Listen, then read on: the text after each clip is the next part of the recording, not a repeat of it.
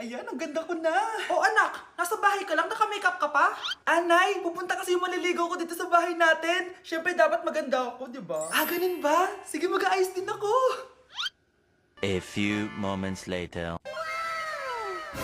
Wow, baka sa'yo pa ma-inlove yung maniligaw ko, Nay. Ano ka ba anak? Natural beauty kaya to. Anay, nandito na siya. Ayusin mo, ha. Ako bahala anak. Uy, pasok ka. Ah, hello po tita, nice to meet you po. Ah, ikaw pa rin maniligaw ng anak ko. Ah, ako nga po. Mahal na mahal ko po yung anak nyo. Mahal agad? Kakakilala niyo pa lang. Nay, wala naman yung sa tagal ng pagsasama. Opo tita, ipapaalam ko na din po sana siya na... Ha? Magtatanan na kayo? Hindi pwede!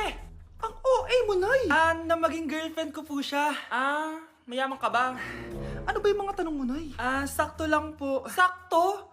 Ay naku, baka wala ka mapakain dito sa anak ko, ha? Matako pa naman tong babaeng to. Pero magtatrabaho po ako na maayos para sa future naming dalawa. Nay, sige na, payagan mo na siya.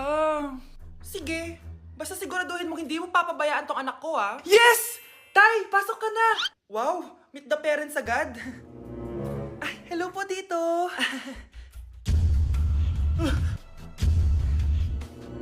Bakit, Nay? Ex ko yan, anak. Siya yung nagloko sa akin dati. Lumayas kayo dito! Nay! Scarlett! Tara na, anak! Nay, ano ba kinalaman naming dalawa sa nangyari sa inyo dati? Basta, hindi kayo pwede! Pero Nay, mahal ko siya! Mahal? Sige, mamili ka! Yang manliligaw mo o ako, nananay mo?